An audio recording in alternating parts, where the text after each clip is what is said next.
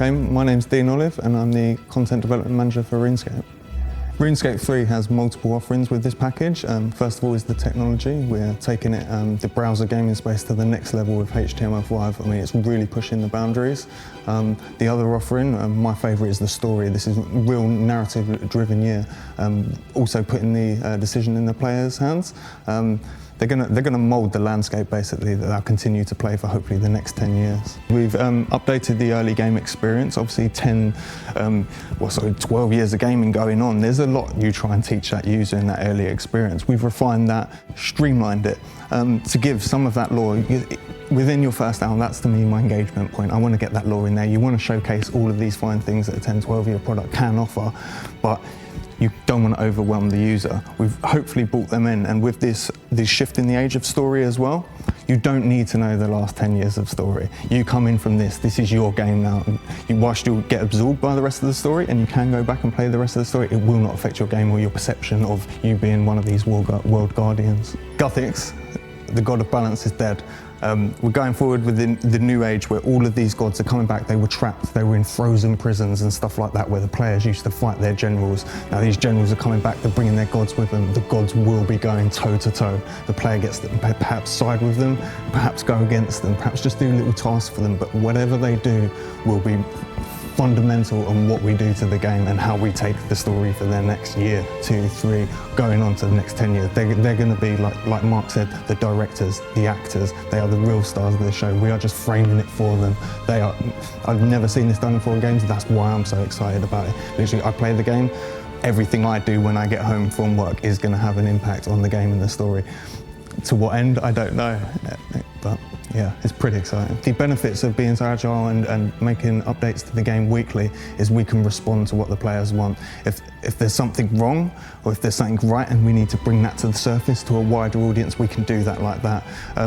Myself and the development team, designers, whoever it is, we're in constant contact with our players, finding out what really makes them tick, and we'll make changes on the fly. Like only this week we made some quick changes on player requests. Looking back at older RuneScape, if you like, it may have been there was a suggestion on the forum, and that was us taking sort of player feedback in its early stage, in its infancy.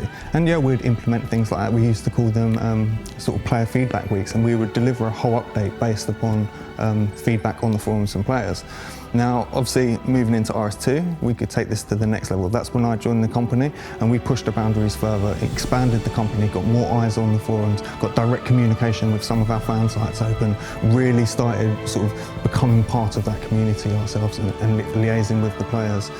The next stage is, whilst we've always been able to do it, we've probably felt we couldn't deliver what the return of the gods needed in the terms of what a gamer expects from such a monumental landmark, if you like, within the game.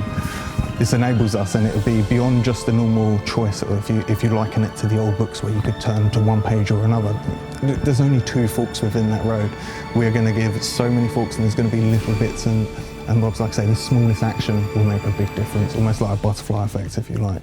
I think when we're talking about sort of game-changing decisions, these are lasting effects on the world. Like I say, I won't go into spoilers, but it is literally in their hands. I can't tell you what next year's story will be, because they are literally going to direct it for us. We're going to frame it for them and hopefully give them that awesome package that they saw their end story as, or their fork, their choice. But it is literally in their hands. They're so diverse, like I say, it's not going to be just we swap out one NPC or one character for another just because they've gone with that, or their actions have dictated this side won, for instance, or this thing got attacked and destroyed. It's not like one choice or the other. We're really going to try and be smart with that. And it's integral to the story as well. As Mark said in his presentation, the lore is so important to us. It's so rich, and you can just jump in for a 10-minute quest and get absorbed by some of that. Or if you want to do, you can have an 8-hour adventure for one quest as well, and it's so rich and vast, it will equal a console game for that one experience. With RuneScape 3 moving on to the HTML5 platform, this really does take us to the next level. Like I say, we've got this softer shadows, we've got the dynamic lighting as well. You would have seen that on the videos, looking really cool. We've got a new color palette as well, which enables a lot more from our richer environments. It's so diverse, is RuneScape. I mean, the world map is so vast, so big, so many different lands, tunnels and dungeons, and that allows us to take it to the next level. Alongside that, we are a big believer that the audio is as impactful as the graphics. We really need to marry the two, get that environment going, make it an immersive experience. This is an adventure for the players. Like I say, we are crafting it, we're framing it with all of this beautiful technology, but we're driving them through that with all the little pieces as well. The audio engine is separate from the game engine. It will have its own servers directly streaming to the player as well to not impact their performance whatsoever. We do try and cover all player types. Now obviously you won't always make someone happy, but like I always say, the next week they'll probably find something in that package for them. It is really about identifying sort of the needs of the many. Even though I keep saying if one user is so important to us, we will look to deliver an update for them with any given quarter. There'll be something for them within the package of their adventure. To those who may be sceptical at RuneScape, I would say give it a bash. I was like that at first before I joined the company, a massive game pedigree of myself, and within a week I was hooked. And it is, like I say, there's something for everything. And with other games, you may need to be in the mood for that game. You don't need that with RuneScape. No matter what mood you're in, you'll be able to find something out there for you to keep you excited, to keep you going, or you'll find a great bunch of people on there within the community.